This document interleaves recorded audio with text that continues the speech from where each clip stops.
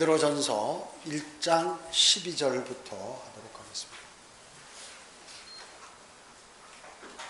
12절입니다. 그들이 행한 사역들은 누구예요? 선지자들이죠. 구약의 선지자들. 사역들은 자신들을 위한 것이 아니라 우리를 위한 것임이 그들에게 계시되었고 이것이 하늘로부터 보내신 성령으로 너희에게 복음을 전한 자들을 통하여 너희에게 이제 전해졌으며 천사들도 살펴보기를 간절히 바라는 것들이니라 이렇게 말씀하셨습니다. 선지자들에게 계시되었다고 말씀하죠.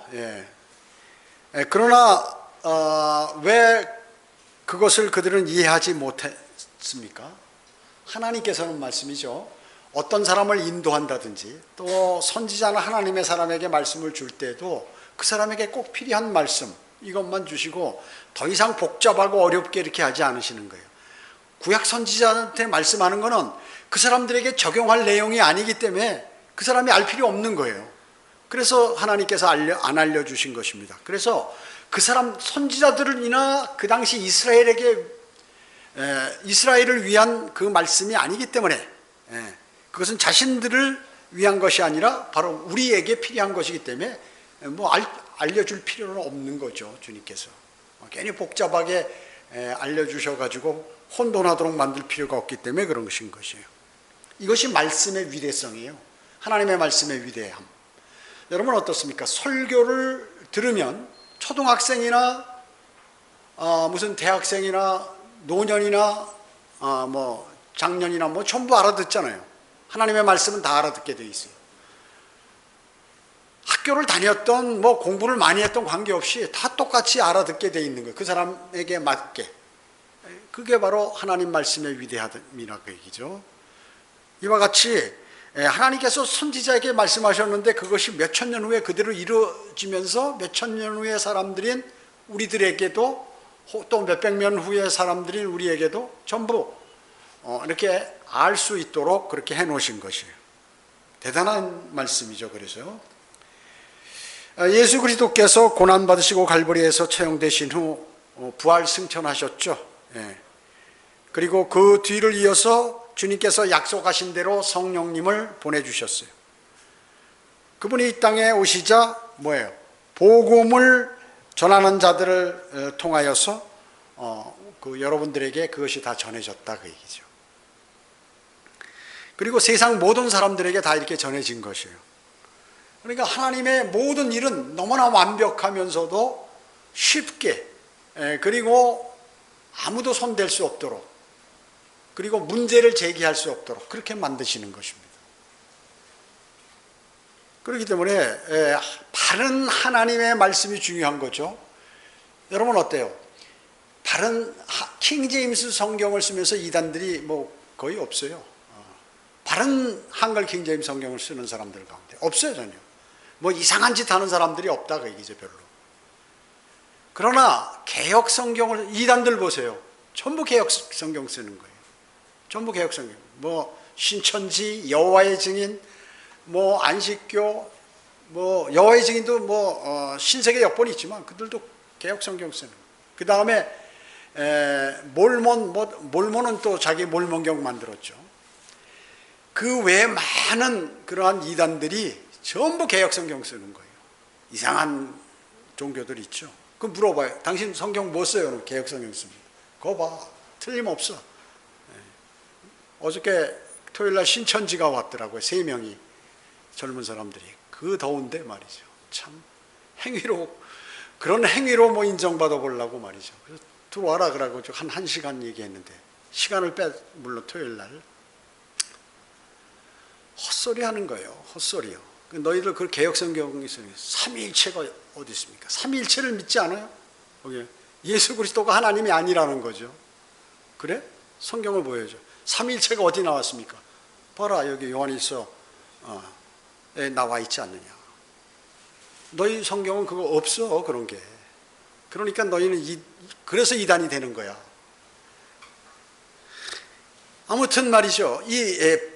바른 성경을 안 쓰기 때문에 그 가운데서 마귀가 역사하는 것이에요. 바른 성경을 가지면 이 말씀에 예리하니까 못 파고드는 거예요. 못 파고드는 것이에요.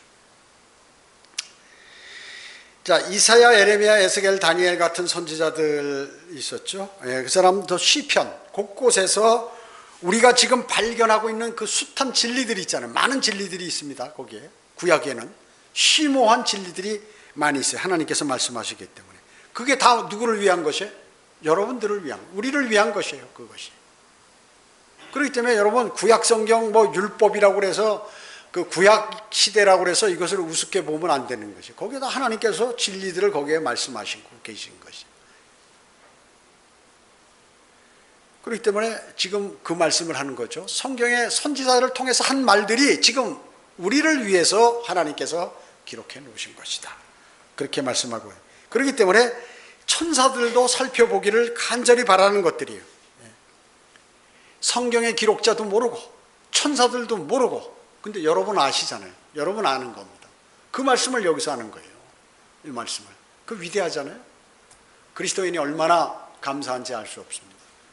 그런데 여러분이 성경을 읽고 막 하면 옆에서 천사가 말이죠, 영으로 와서 이렇게 옆에서 본다, 그 얘기죠. 같이. 야, 보고서 뭐 좀 봐야 되는데 성경을 한 번도 일주일 내내 안 열어보고 말이죠.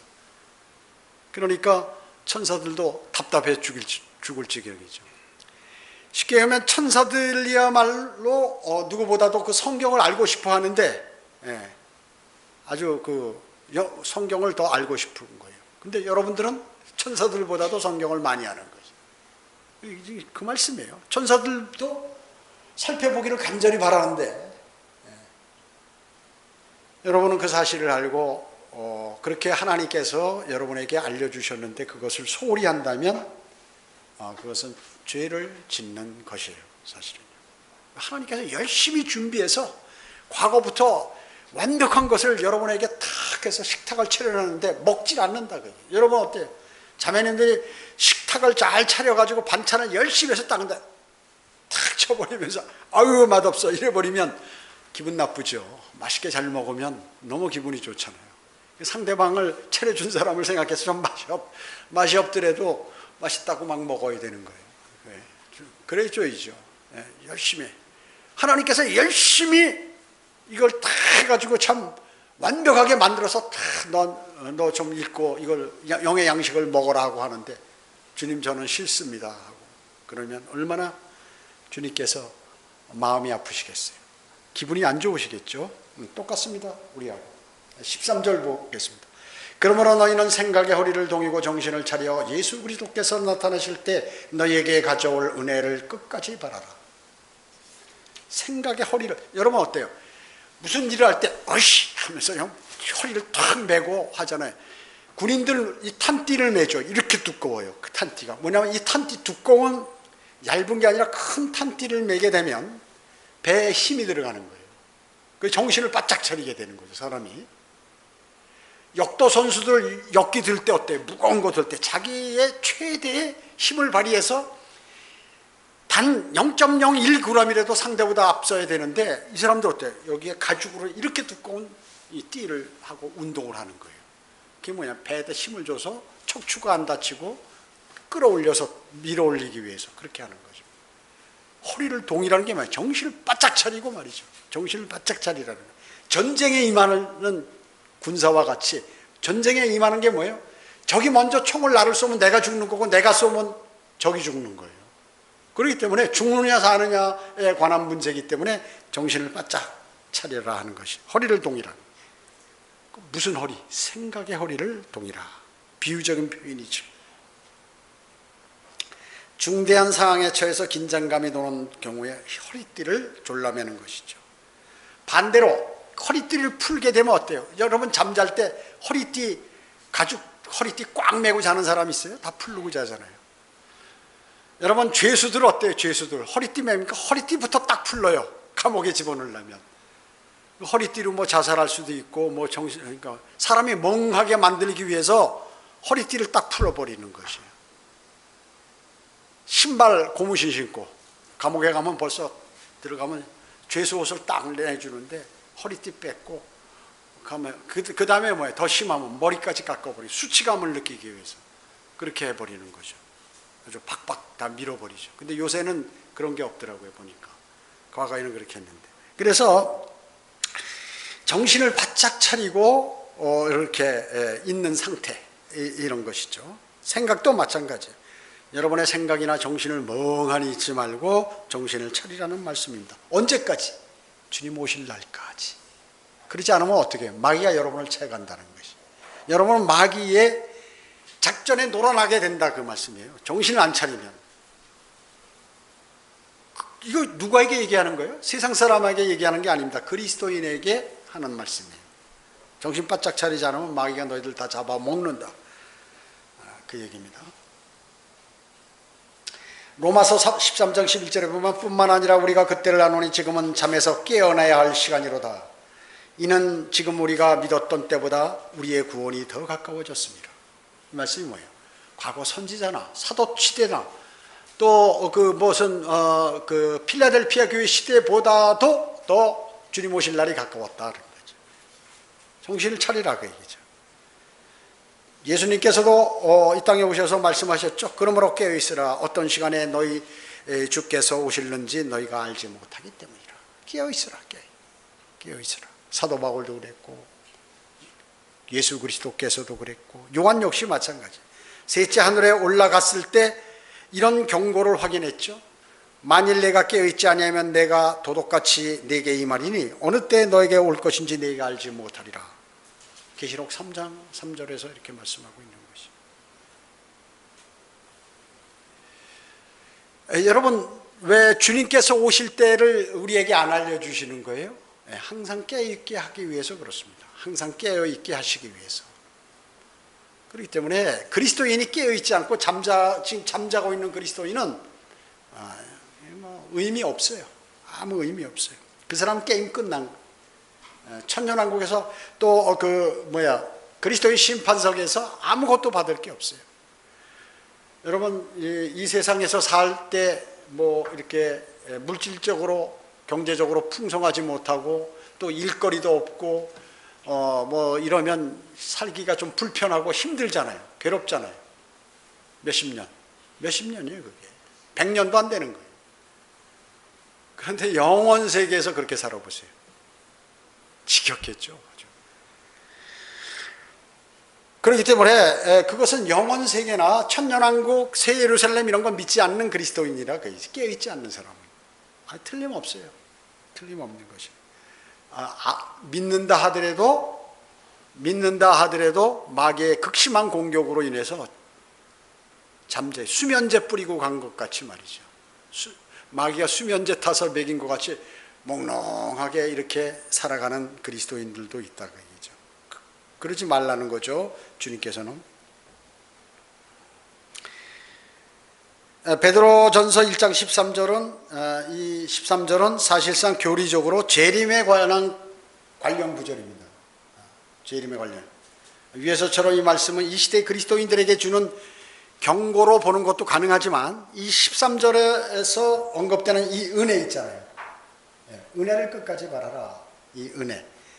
이 은혜는 이 위에 있는 그 9절이나 10절에서 말씀하는 그러한 혼의 구원에 관한 하나님의 은혜라고 보기보다는 그렇게 정의할 수도 있지만 그거보다는 대환란을 거치고 있는 유대인들을 위한 은혜예요. 사실은 교리적으로 보면 13절에 은혜를 끝까지 바라라. 즉 그리스도의 대환란을 거치고 있는 유대인들의 은혜인데 그리스도의 재림과 함께 이스라엘의 민족적 회복이 있기 때문에 이제 그런 의미에서 은혜를 말씀하고 있는 것입니다. 이스라엘의 은혜는 뭐예요? 주님이 재림할 때죠. 지상 재림할 때. 그리스도인의 은혜는 뭐예요? 공중 재림하실 때, 휴거될 때. 그리스도인에게 그것이 은혜죠. 우리는 그런 것입니다. 그래서 이 13절은 교리적으로 보면 이건 이제 물론 9절 10절은 이제 구원의 은혜죠. 하나님의 은혜, 혼의 구원을 위한. 그러나 이제 여기서는 오히려 이제 유대인들에 관한 이런 의미에서 민족적 회복의 은혜를 더 크게 얘기하고 있는 것입니다. 14절에 보면 14절 15절 순종하는 자들로서 이전에 무지하던 때의 정욕에 너희 자신을 맞추지 말고 오히려 너희를 부르신 분께서 거룩하신 것처럼 너희도 모든 행실에 거룩하라. 예. 여러분 어떻습니까? 순종은 거듭난 그리스도인에게 나타나야 할 가장 기본적인 요건이에요. 그 사람이 하나님께 순종하는가 안 하는가를 어떻게 알 수 있냐면 평소 지역교회에서 목사가 권면하는 것에 그것을 귀하게 여기고 그걸 받아들이고 순종하느냐 안 하느냐를 보면 딱 알 수 있어요. 그러니까 지역교회 내에서 그 목사의 그 권면이나 충정어린 그리고 주님과의 교제를 통해서 권면하는 것에 대해서 핑핑하고 이렇게 하는 그런 사람이 보이지 않는 하나님께서 권면하는 그 권면 듣겠습니까? 보이고 다 이렇게 서로 알고 안면으로 표정이 어떤지를 다 알고 그런 상태에서 또 못하는 사람이 어떻게 보이지 않는 하나님의 말씀에 순응하면서 하게 그 첫째 그것이라고 얘기죠. 그래서 거듭난 그리스도인의 가장 기본 요건 이것은 하나님께 순종하는 것이에요. 하나님께 순종하는 것. 하나님께 순종하지 못하는 사람들이 실족하고 반역하고 배교하고 다 그런 것이에요. 그런 것이 틀림없어요. 그 시기에 그런 일이 벌어지는 거예요. 과거에는 잘했다 하더라도 자기가 그렇지 못한 시기에 그것이 발생하게 된다 하는 것이에요. 거듭나기 전에 여러분은 죄의 종이었죠. 하나님에 관해서 무지했습니다. 정말 잘 몰랐어요. 이 무지 속에서 정욕에 따라서 이 세상을 사는 것이에요. 자기 판단에 의해서. 내가 생각하면 기분 좋고 내가 하기 좋은 것을 하게 되고 이렇게 하게 됐어요. 과거에는. 그러나 이제는 여러분 어때요? 영이 거듭났죠. 그래서 하나님의 자녀가 되었다. 이제는 하나님의 아들들로서 하나님의 가족이 여러분 되었죠. 그렇기 때문에 하나님께서 거룩하시기 때문에 여러분도 거룩하셔야 돼요. 하나님의 아들들이 아버지의 품성을 그대로 받아야죠. 그렇지 않으면 아들이 아니죠. 여러분 어땠어요? 이게 친자인가 아닌가 보면은 그 사람이 어떤 행동이나 습관이나 뭐 여러 가지 보면 알죠. 물론 유전자 검사해 보면 정확히 알겠지만 그렇게 함으로써 저건 내 아들이다, 내 딸이다. 이게 금방 아는 거예요. 부모들이 마찬가지.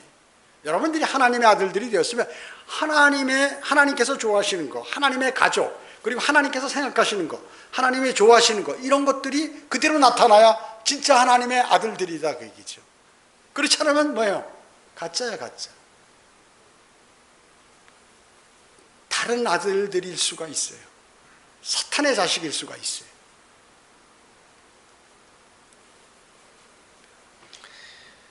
이제는 이제 여러분 하나님의 아들들이기 때문에 그분이 거룩하신 것 같이 거룩하라 해야 한다는 것이죠. 거룩해야 한다는 것이죠. 순종의 결과는 뭐예요?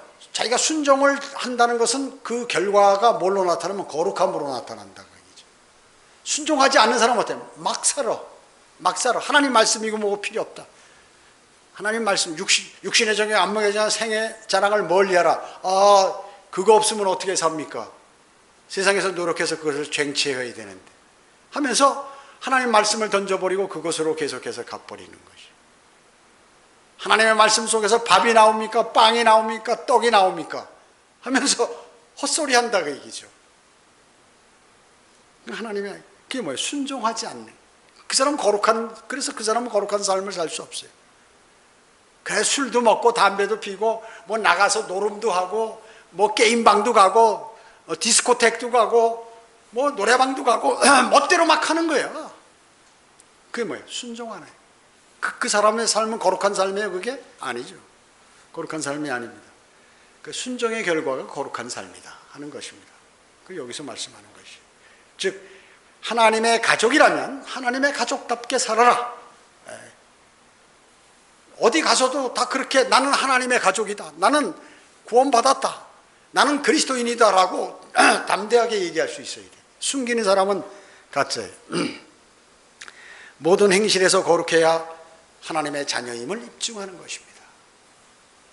저 사람 말이야, 교회 다닌다는 사람이 말이야, 맨날 술에 쪄들어가지고 돌아다니. 어떻게 하면 막 입에서 쌍욕 나오고 사람들을 막 무자비하게 막 다루고 자기 밑에 사람들을 막 잔인하게 되고. 옛날에 우리 교회 그런 사람이 있었어요. 그러더니 목사한테도 달라붙더라고요. 그런 사람이 있었어요. 그거 못 있잖아요. 스스로 그만두잖아요. 그런 사람이 있어요. 그게 뭐예요? 거룩한 삶을 못 살기 때문에 모든 게 안 맞는 거야. 짜증으로 나오게 되고 기분 나쁨으로 나오게 되고 남을 미워하게 되고 막 그런 것이죠. 여러분 어때요? 친하면 그리고 상대를 이해하면 실수해도 봐주잖아요. 그죠? 그러나 자기가 기분 나쁘고 뭔가 나쁜 마음을 갖고 있다고 하면 그 상대가 잘못하면 그거에 대해서 딱 꼬집어서 그걸 공격하게 되는 것이. 그걸 아셔야 돼요. 그렇기 때문에 모든 행실에서 거룩해야 하나님의 자녀임을 입증하는 것입니다.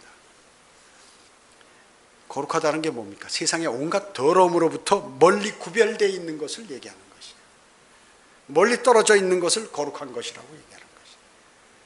거기가 나쁘다 그러면 아예 거기를 안 가는 거예요. 그게 나쁘다 그러면 그 짓을 안 하는 거예요.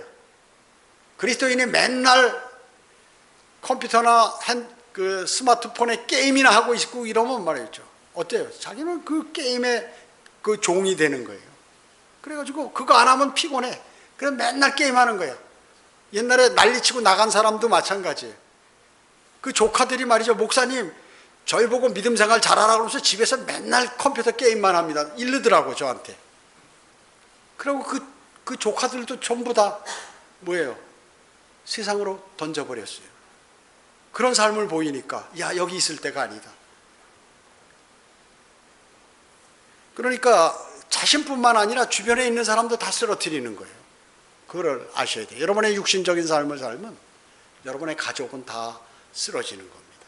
앞으로 그 삶은 황폐하게 돼버려요.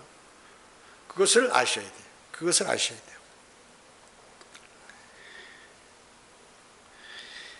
그래서 거룩한 사람은 언제나 정결하고 언제나 순수합니다. 순수합니다. 거룩한 것은 뭐예요? 능동적인 행동으로부터 나온 결과예요. 뭐 수동적, 남이 시켜서 뭘 하고 뭐 억지로 하고 하는 게 아니라 자원에서 능동적으로 움직이게 된다. 믿음도 마찬가지. 지역교회 생활도 마찬가지. 자기 마음에 우러나서 하는 것이. 겉으로 하는 사람은 뭐예요? 자기가 그 겉으로 하는 그 일을 안 알아주면 시험 받는 것이. 마이가 그걸 딱 아는 거거든요. 자, 그래서 여기 15절에서 얘기하는 그 행실, 이건 영어로 conversation이라고 해요. 원래 conversation, 회화, 대화 이런 내용 아니에요? 교제. 이런데 여기서는 행실로 이렇게 나온다. 행실. 이것이 바로 여기 베드로전서 여기 3장 1절 보세요. 이와 같이 너희 아내들아 너희 자신의 남편에게 복종하라. 이는 말씀에 순종하지 않는 자들일지라도 아내의 말 없는 행실로 인하여 이 행실, conversation 인하여 그들을 얻고자 함이니 이는 그들이 두려움 가운데 행하는 너의 정숙한 행실을 봄이라. 너는 머리를 딱 이렇게 얘기한 것이야. 1절 2절에 보면. 자, 이게 뭐예요? 남편이 안 믿는 거야. 구원도 안 받고. 근데 아내는 구원받고 그리스도인이 되었어요. 그러면 어떻게 해요? 남편이 하나님 말씀에 순종하지 않더라도 아내가 말 없는 행실로 자기 행실이 남편 밥도 잘 차려주고 남편이 어려운 거 있으면 얘기하고 거의 아내가 자기 이렇게 그 남편이 거부하더라도 그 아내의 행실을 유심히 보는 거예요. 야, 저 사람 말이야 옛날에 구원받기 전에 그 교회 다니기 전에는 뭐 구원도 잘 모른다며 그 교회 다니기 전에는 그저 나한테 막 난리치고 밥도 안 차려주고 말이야 막 여러 가지 난리치고 하더니 그 교회 나가고서부터 사람이 좀 달라지네. 이걸 본다 그 얘기죠. 그러니까 이 사람이 남편이 두려워하는 거야. 하나님이 어떤 분인데 저 말 같은 사자 같은 마누라를 저렇게 만들었을까? 야, 하나님 두려운데 이렇게 된다. 그래가지고 이 사람도 나중에 하나님 하면 자기도 두려워하는 거야. 그 말이에요 이게. 그리스도인하면 행실이 바라야지. 지금 여기 말씀하는 게 바로 그 말씀이라고 얘기죠. 15절에서 그 행실을 바르게 하라. 그리스도인이면 어디 가서 직장에 가든지 뭐 어디 가든지 뭐 일을 행실을 바르게 하라 그 말씀이에요.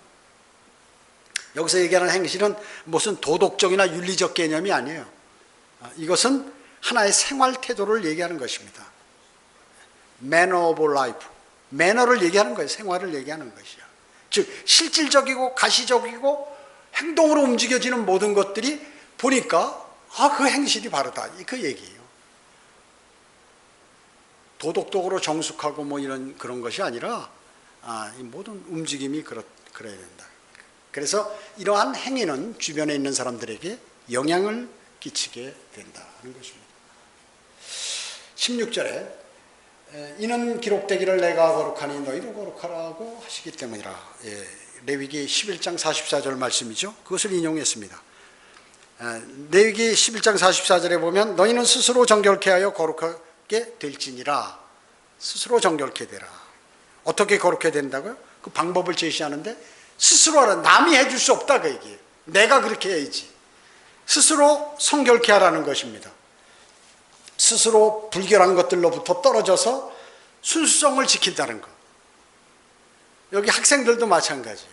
일반 세상에 있는 학교 다니는 아이들, 여러분 요새 중고등학교 아이들 어때요? 루즈 바르고 뭐 머리 노란 거 파란 거 초록색 띠리고 말이죠. 그리고 학교도 다녀요. 그리고 남자하고 이렇게 어른들이 있는 데서도 서로 껴안고 말이죠. 중고등학생이 그래요.